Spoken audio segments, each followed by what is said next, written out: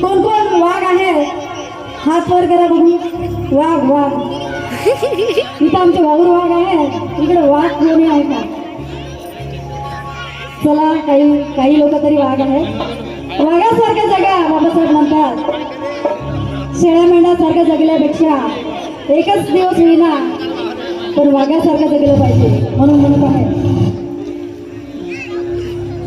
लई श्रमान परिश्रमान हो, लई श्रमान परिश्रमान सुखाचं करून त्याग, असं सुखाचं करून त्याग. तुला भिमान तुला भिमान तुला भिमान